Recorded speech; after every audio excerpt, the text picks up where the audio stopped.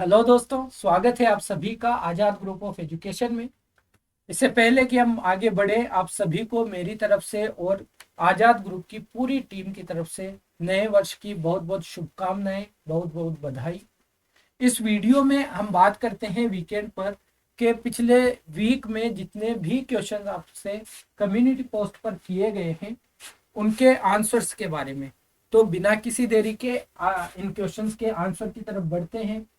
पहला क्वेश्चन ये हमने डिस्कस किया था इंडियन पॉलिटी के अंदर भी, जो पीवाईक्यूज हमने डिस्कस किए थे उनके अंतर्गत पंचायती राज व्यवस्था का मूल उद्देश्य निम्नलिखित में से किसे सुनिश्चित करना है।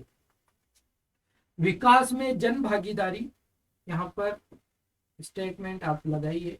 विकास में जन भागीदारी, राजनीतिक जवाबदेहिता, लोकतांत्रिक विकेंद्रीकरण और वित्त का संग्रहण। तो हमने देखा था कि विकास में जनता की भागीदारी को सुनिश्चित करने के लिए पंचायती राज व्यवस्था लाया गया। राजनीतिक जवाबदेही की बात करें तो हमारी जो संसद की प्रणाली है, कार्य प्रणाली है, वह ऑलरेडी राजनीतिक जवाबदेहिता के सिद्धांत पर ही काम करती है। इसीलिए तो जब भी कोई सरकार सदन में अपना विश्वास मत खो देती है तो उसे क्या होता है, उसे गिर जाना पड़ता है, उसे समाप्त कर दिया जाता है, सरकार गिर जाती है। तो राजनीतिक जवाबदेहिता के लिए इसे नहीं लाया गया था। और जब आप दो को हटा देते हैं ऑप्शन से तो आपका आंसर निकल के आता है ऑप्शन सी, 1 और 3। तीसरे में है लोकतांत्रिक विकेंद्रीकरण। बिल्कुल, जनता में लोकतंत्र का विकेंद्रीकरण करने के लिए पंचायती राज व्यवस्था एक बहुत ही इंपॉर्टेंट व्यवस्था है। और वित्त का संग्रहण तो हमारे पंचायतों में, राज्यों में हमेशा मुद्दा बना रहता है। तो यह नहीं है, ऑप्शन 1 और 3 स्टेटमेंट सही है, ऑप्शन सी हमारा सही आंसर होगा।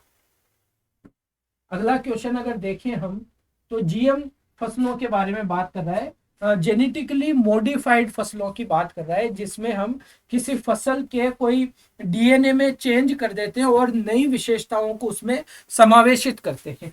आइए बात करें, भारत में आनुवांशिक रूप से संशोधित फसल के संदर्भ में निम्नलिखित कथनों पर विचार करें।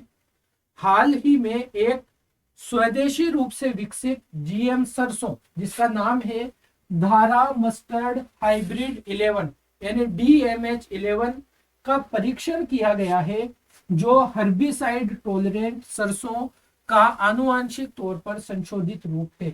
जो हर्बिसाइड टॉलरेंट सरसों था उसको आनुवांशिक रूप से संशोधित करने के बाद DMH11 बनाया गया और इसे हाल ही में इसे स्वदेशी रूप से विकसित किया गया और हाल ही में इसको क्या किया गया है, तैयार किया गया है। सही बात है।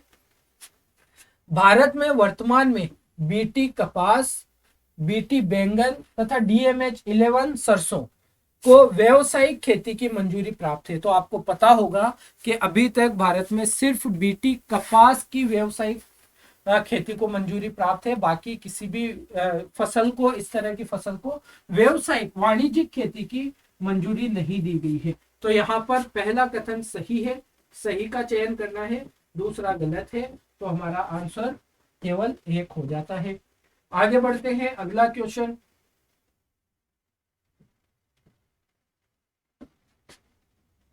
राष्ट्रीय प्रवासी छात्रवृत्ति योजना के संदर्भ में निम्नलिखित कथनों पर विचार करें। इस योजना के अंतर्गत कौन सी योजना, राष्ट्रीय प्रवासी छात्रवृत्ति योजना। तो इसके नाम से हमें समझ में आ रहा है कि विदेश में छात्रवृत्ति योजना की बात कर रही है, विदेश में पढ़ाई करने के लिए जो छात्रवृत्ति योजना है। इस योजना के अंतर्गत अल्पसंख्यक मामलों के मंत्रालय द्वारा अल्पसंख्यक वर्गों के छात्रों को विदेश में अध्ययन करके उच्च शिक्षा प्राप्त करने की सुविधा प्रदान की जाती है।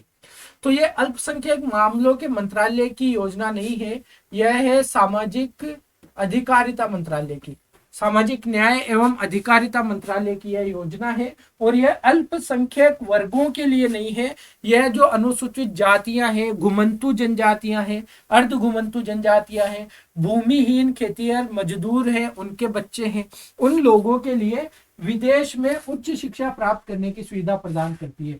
तो क्योंकि यहाँ पर मंत्रालय का नाम गलत है और इसके लाभार्थियों के बारे में भी गलत सूचना दी गई है, ऑप्शन ए को हम गलत कर देते हैं। और अच्छा देखिए, हमसे पूछा क्या गया है, गलत कथनों को बताइए। तो केवल गलत कथन किसमें, केवल एक है, और केवल एक और तीन है। तो दूसरा तो हमें पता चल रहा है कि दूसरा तो सही है, तो हमें तीसरा देखना है। यह योजना चयनित उम्मीदवारों को विदेशों में स्नातकोत्तर स्तर के पाठ्यक्रम यानी पीजी पोस्ट ग्रेजुएशन के पाठ्यक्रम के अध्ययन के किसी भी क्षेत्र में वहां की सरकार अथवा उस देश की एक अधिकृत निकाय द्वारा मान्यता प्राप्त संस्थानों या विश्वविद्यालयों में पीएचडी करने हेतु वित्तीय सहायता प्रदान करती है। यह बात बिल्कुल ठीक है। वर्ष 2021-22 में इस योजना के अंतर्गत सीटों की संख्या को 100 से घटाकर 75 कर दिया गया है। यह गलत है। इन सीटों की संख्या को 100 से बढ़ाकर 125 कर दिया गया था। ठीक है, तो यहाँ पर गलत पूछा है, तो पहला और तीसरा गलत है, तो डी हमारा आंसर होगा। घटाया नहीं गया है, सीटों की संख्या को बढ़ाया गया। क्वेश्चन नंबर 4, किसी देश के सकल घरेलू उत्पाद के अनुपात में कर में कमी निम्नलिखित में से किस को दर्शाती है। हम ये अनुमान लगाते हैं कि हमारी जीडीपी का कितना प्रतिशत कर हमें प्राप्त होता है, जैसे 20% होता है क्या, है ना। जो सरकार को टैक्स प्राप्त होता है वह जीडीपी के परसेंटेज में नापा जाता है कि कितने परसेंट जीडीपी का प्राप्त हुआ है। तो जब हमें यह अनुपात जैसे 20 था तो जीडीपी का 19 हो गया, तो यह क्या बताता है, यह बताता है कि भारत में धीमी आर्थिक विकास दर हो रही है। लेकिन राष्ट्रीय आय के वितरण के बारे में इस तरह की कोई भी जानकारी यह नहीं देता हमें। ठीक है, तो इसमें सही का चयन करना है, केवल एक सही आंसर हमारा होगा। अगले क्वेश्चन की अगर बात करें, क्वेश्चन है लोक निधि के फलोत्पादक और आशयित प्रयोग को सुरक्षित करने के साथ साथ भारत में नियंत्रक एवं महालेखा परीक्षक, यहाँ पर केग के कार्यालय का महत्व क्या है। केग के बारे में पूछा है बेसिकली कि केग का कार्यालय क्या काम करता है। आइए, केग संसद की ओर से राजकोष पर नियंत्रण रखता है, नहीं, या एक तरह से देखा जाए तो उसके बारे में जांच जरूर कर सकता है, जांच करता है, अगर इसका वो मतलब ले तो ठीक भी है। जब भारत का राष्ट्रीय आपात या वित्तीय आपात घोषित किया जाता है, जब भारत में वित्तीय आपात घोषित किया जाता है तो क्या केग उसका नियंत्रण रखता है, केग नियंत्रण नहीं रखता है। पहला गलत है। केग की मंत्रालयों द्वारा कार्यान्वित परियोजनाओं या कार्यक्रमों पर जारी किए गए प्रतिवेदनों पर लेखा समिति विचार विमर्श करती है। सही बात है, जो भी केग की रिपोर्ट्स होती है उनके बारे में लेखा समिति क्या करती है, विचार विमर्श करती है। दूसरा सही है। केग के प्रतिवेदनों से मिली जानकारियों के आधार पर जांचकर्ता एजेंसियां उन लोगों के विरुद्ध आरोप दाखिल कर सकती हैं जिन्होंने लोक निधि प्रबंधन में कानून का उल्लंघन किया हो। बिल्कुल सही है। केग की इस रिपोर्ट का यह महत्व होता है कि वह एक सबूत के तौर पर जारी किया जा सकता है, उनके खिलाफ फिर क्या किया जा सकता है, आरोप दाखिल किए जा सकते हैं।